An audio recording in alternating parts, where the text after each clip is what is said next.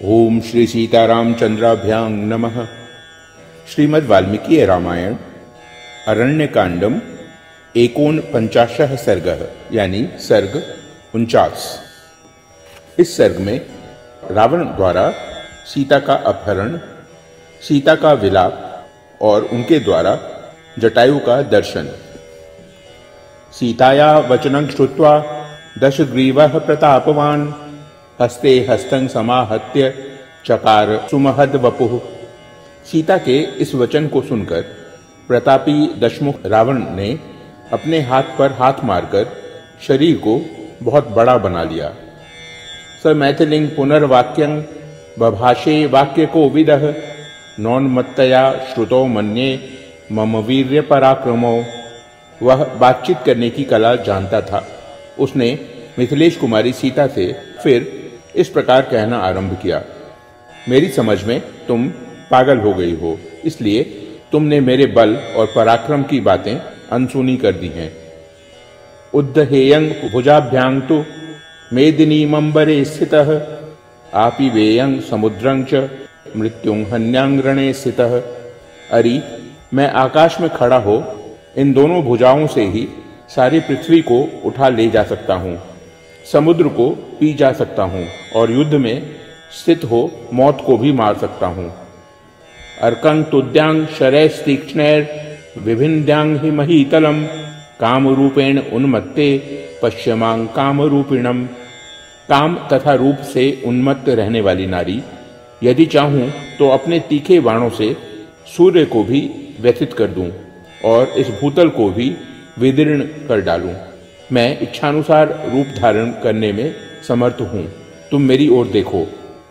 एव मुक्तवतस्तस्य रावणस्य शिखि प्रभे क्रुद्धस्य हरिपर्यन्ते रक्ते नेत्रे बभूवतुः। ऐसा कहते कहते क्रोध से भरे हुए रावण की आंखें, जिनके प्रांत भाग काले थे, जलती आग के समान लाल हो गईं। सद्यः सौम्यं परित्यज्य तीक्ष्ण रूपं स रावणः स्वं रूपं काल रूपाभं भेजे वैश्रवणानुजः। कुबेर के छोटे भाई रावण ने तत्काल अपने सौम्य रूप को त्याग कर तीखा एवं काल के समान विकराल अपना स्वाभाविक रूप धारण कर लिया। संरक्त नयनः श्रीमांस्त तप्त कांचन भूषणः क्रोधेन महताविष्टो नीलजीमूत सन्निभः। उस समय श्रीमान रावण के सभी नेत्र लाल हो रहे थे। वह पक्के सोने के आभूषणों से अलंकृत था और महान क्रोध से आविष्ट हो नील मेघ के समान काला दिखाई देने लगा। दशास्यो विंशति भुजो बभूव क्षणदाचरः सपरिव्राज कच्छद्म महाकायो विहाय तत्। वह विशालकाय निशाचर परिव्राजक के उस छद्म वेश को त्याग कर 10 मुखों और 20 भुजाओं से संयुक्त हो गया। प्रतिपेदे स्वकं रूपं रावणो राक्षसाधिपः रक्तांबरधरस्तस्थो श्रीरत्नं प्रेक्ष्य मैथिलीम। उस समय राक्षस राज रावण ने अपने सहज रूप को ग्रहण कर लिया और लाल रंग के वस्त्र पहनकर वह स्त्री रत्न सीता को देखता हुआ खड़ा हो गया। स तामसित केशांतांग भास्करस्य प्रभामिव वसनाभरणोपेतांग मैथिलिंग रावणो ब्रवीत। काले केश वाली मैथिली वस्त्राभूषणों से विभूषित हो सूर्य की प्रभा सी जान पड़ती थी। रावण ने उनसे कहा, त्रिषु लोकेषु विख्यातं यदि भर्तारमिच्छसि ममाश्रय वरारोहे तवाहं सदृशः पतिः। वरारोहे, यदि तुम तीनों लोकों में विख्यात पुरुष को अपना पति बनाना चाहती हो तो मेरा आश्रय लो, मैं ही तुम्हारे योग्य पति हूं। मांग भजस्व चिराय त्वमहं श्लाघ्यः परिस्तव नैव चाहं क्वचिद भद्रे करिष्ये तव विप्रियम। भद्रे, मुझे सुदीर्घ काल के लिए स्वीकार करो, मैं तुम्हारे लिए स्पृहणीय एवं प्रशंसनीय पति होऊंगा तथा कभी तुम्हारे मन के प्रतिकूल कोई बर्ताव नहीं करूंगा। त्यज्यतांग मानुषो भावो मयि भावः प्रणीयताम राज्याच्युतं सिद्धार्थं रामं परिमितायुषम कैर्गुणैर्नुरक्तासि मूढ़े पंडित मानिनी। मनुष्य राम के विषय में जो तुम्हारा अनुराग है उसे त्याग दो और मुझसे स्नेह करो। अपने को पंडित यानी बुद्धिमती मानने वाली मूढ़ नारी, जो राज्य से भ्रष्ट है, जिसका मनोरथ सफल नहीं हुआ तथा जिसकी आयु सीमित है, उस राम में किन गुणों के कारण तुम अनुरक्त हो? यह स्त्रियो वचनाद राज्यं विहाय ससुहृज्जनम अस्मिन् व्यालानुचरिते वने वसति दुर्मतिः। जो एक स्त्री के कहने से सुहृदों सहित सारे राज्य का त्याग करके इस हिंसक जंतुओं से सेवित वन में निवास करता है, उसकी बुद्धि कैसी खोटी है, यानी वह सर्वथा मूढ़ है। इत्युक्त्वा मैथिलीं वाक्यं प्रियार्ह्यां प्रियवादिनीम् अभिगम्य सुदुष्टात्मा राक्षसः काममोहितः जग्राह रावणः सीतां बुधके रोहिणीमिव। जो प्रिय वचन सुनने के योग्य और सबसे प्रिय वचन बोलने वाली थी, उन मिथिलेश कुमारी सीता से ऐसा अप्रिय वचन कहकर काम से मोहित हुए उस अत्यंत दुष्टात्मा राक्षस रावण ने निकट जाकर माता के समान आदरणीय सीता को पकड़ लिया, मानो बुध ने आकाश में अपनी माता रोहिणी को पकड़ने का दुस्साहस किया हो। वामेन सीतां पद्माक्षीं मूर्धजेषु करेण सह उर्वोस्तु दक्षिणेनैव परिजग्राह पाणिना। उसने बाएं हाथ से कमल नयनी सीता के केशों सहित मस्तक को पकड़ा तथा दाहिना हाथ उनकी दोनों जांघों के नीचे लगाकर उसके द्वारा उन्हें उठा लिया। तंग दृष्ट्वा गिरिशृंगाभं तीक्ष्ण दष्ट्रं महाभुजं पाद्रवन मृत्यु संकाशं भरयाता वन देवताः। उस समय तीखी दाढ़ों और विशाल भुजाओं से युक्त पर्वत शिखर के समान प्रतीत होने वाले उस काल के समान विकराल राक्षस को देखकर वन के समस्त देवता भयभीत होकर भाग गए।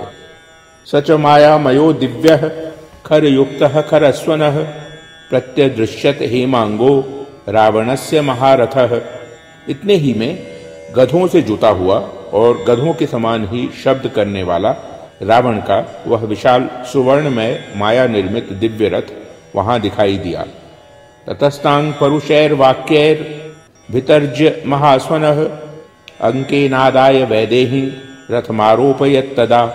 रथ के प्रकट होते ही जोर जोर से गर्जना करने वाले रावण ने कठोर वचनों द्वारा विदेह नंदिनी सीता को डांटा और पूर्वोक्त रूप से गोद में उठाकर तत्काल रथ पर बिठा दिया।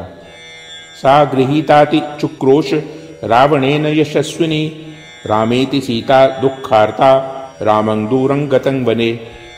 रावण के द्वारा पकड़ी जाने पर यशस्विनी सीता दुख से व्याकुल हो गई और वन में दूर गए हुए श्री रामचंद्र जी को हे राम कहकर जोर जोर से पुकारने लगी। ताम कामां स कामार्तः पन्नगेन्द्र वधूमिव विचेष्टमानामादाय उत्पपाताथ रावणः। सीता के मन में रावण की कामना नहीं थी, वे उसकी ओर से सर्वथा विरक्त थीं और उसकी कैद से अपने को छुड़ाने के लिए चोट खाई हुई नागिन की तरह उस रथ पर छटपटा रही थीं। उसी अवस्था में काम पीड़ित राक्षस उन्हें लेकर आकाश में उड़ चला। ततः सा राक्षसेन्द्रेण प्रियमाणा विहाय सा वृषं चुक्रोश मत्तेव भ्रांत चित्ता यथातुरा। राक्षस राज जब सीता को हर कर आकाश मार्ग से ले जाने लगा, उस समय उनका चित्त भ्रमित हो उठा। वे पगली सी हो गईं और दुख से आतुर सी होकर जोर जोर से विलाप करने लगी। हा लक्ष्मण महाबाहो गुरुचित्त प्रसादक प्रियमाणांग न जानीशे रक्षसा काम रूपिणा। हा महाबाहु लक्ष्मण, तुम गुरुजनों के मन को प्रसन्न करने वाले हो। इस समय इच्छानुसार रूप धारण करने वाला राक्षस मुझे हर कर लिए जाता है, किंतु तुम्हें इसका पता नहीं है। जीवितं सुखमर्थं च धर्म हेतोः परित्यजन प्रियमाणाम धर्मेण मांग राघव न पश्यसि। हा रघुनंदन, आपने धर्म के लिए प्राणों का मोह, शरीर का सुख तथा राज्य वैभव सब कुछ छोड़ दिया है। यह राक्षस मुझे अधर्म पूर्वक हर कर लिए जा रहा है, परंतु आप नहीं देखते हैं।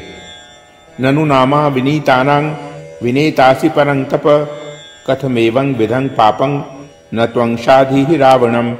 शत्रुओं को संताप देने वाले आर्यपुत्र, आप तो कुमार्ग पर चलने वाले उद्दंड पुरुषों को दंड देकर उन्हें राह पर लाने वाले हैं। फिर ऐसे पापी रावण को क्यों नहीं दंड देते हैं? न तो सद्यो विनीतस्य दृश्यते कर्मणः फलम कालोप्यंगी भवत्यत्र सस्यानामिव पक्तये। उद्दंड पुरुष के उद्दंडता पूर्ण कर्म का फल तत्काल मिलता नहीं दिखाई देता है, क्योंकि इसमें काल भी सहकारी कारण होता है। जैसे कि खेती के पकने के लिए तदनुकूल समय की अपेक्षा होती है।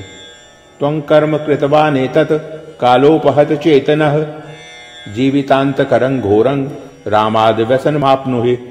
रावण, तेरे सिर पर काल नाच रहा है, उसी ने तेरी विचार शक्ति नष्ट कर दी है, इसलिए तूने ऐसा पाप कर्म किया है।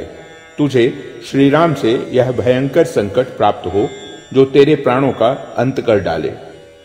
हन्ते दानिं सकामांतु कैकेयी बांधवैः सह ह्रियेयं धर्म कामस्य धर्मपत्नी यशस्विनः।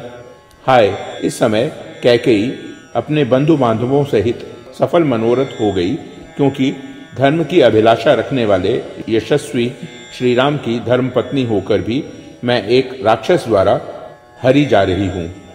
आमंत्रये जनस्थाने कर्णिकारांश्च पुष्पितान् क्षिप्रं रामाय शंसध्वं सीतां हरति रावणः। मैं जनस्थान में खिले हुए कनेर वृक्षों से प्रार्थना करती हूँ, तुम लोग शीघ्र ही श्री राम से कहना कि सीता को रावण हर ले जा रहा है। हंस सारस संघुष्टांग वंदे गोदावरी नदीम क्षिप्रं रामाय शंसत्वं सीतां हरति रावणः। हंसों और सारसों के कलरवों से मुखरित हुई गोदावरी नदी को मैं प्रणाम करती हूँ। माँ, तुम श्री राम से शीघ्र ही कह देना सीता को रावण हर ले जा रहा है। दैवतानि च यान यस्मिन् वने विविध पादपे नमस्करोम्यहं तेभ्यो भर्तु शंसतमांघृताम। इस वन के विभिन्न वृक्षों पर निवास करने वाले जो जो देवता हैं, उन सब को मैं नमस्कार करती हूँ। आप सब लोग शीघ्र ही मेरे स्वामी को सूचना दे दें कि स्त्री को राक्षस हर ले गया। यानी कानिचिदप्यत्र सत्वानि विविधानि च सर्वाणि शरणं यामि मृक्ष पक्षी गणानि वै। प्रियमाणां प्रियां भर्तुः प्राणेभ्योऽपि गरीयसीं विवशाते हृता सीता रावणेनेति शंसत। यहाँ पशु पक्षी आदि जो कोई भी नाना प्रकार के प्राणी रहते हों, उन सब की मैं शरण लेती हूँ। वे मेरे स्वामी श्री रामचंद्र जी से कहें कि जो आपको प्राणों से भी बढ़कर प्रिय थी, वह सीता हरी गई। आपकी सीता को असहाय अवस्था में रावण हर ले गया। विदित्वा तो महाबाहुर मुत्रापि महाबलः आनेष्यति पराक्रम्य वैवस्वत हृतामपि। महाबाहु श्री राम बड़े बलवान हैं, वे मुझे परलोक में भी गई हुई जान लें तो यमराज के द्वारा अपहृत होने पर भी मुझको पराक्रम पूर्वक वहां से लौटा लाएंगे। सा तदा करुणा वाचो विलपंती सुदुखिता वनस्पति गतं गृध्रं ददर्शायत लोचना। उस समय अत्यंत दुखी हो करुणाजनक बातें कहकर विलाप करती हुई विशाल लोचना सीता ने एक वृक्ष पर बैठे हुए वृद्ध राज जटायु को देखा। सा तमुद्वीक्ष सुश्रोणी रावणस्य वशंगता समाक्रंदद भय परा दुखोपहतया गिरा। रावण के वश में पड़ जाने के कारण सुंदरी सीता अत्यंत भयभीत हो रही थीं। जटायु को देखकर वे दुख भरी वाणी में करुण क्रंदन करने लगी। जटायो पश्य मामार्य धुर्यमानाम नाथवत अनेन राक्षसेन्द्रेणा करुणं पाप कर्मणा। आर्य जटायो, देखिए, यह पापाचारी राक्षस राज अनाथ की भांति मुझे निर्दयता पूर्वक हर कर लिए जा रहा है। नैशवारयितुं शक्य स्त्वया क्रूरो निशाचरः सत्यवांजित काशी च सायुधश्चैव दुर्मतिः। परंतु आप इस क्रूर निशाचर को रोक नहीं सकते, क्योंकि यह बलवान है। अनेक युद्धों में विजय पाने के कारण इसका दुस्साहस बढ़ा हुआ है।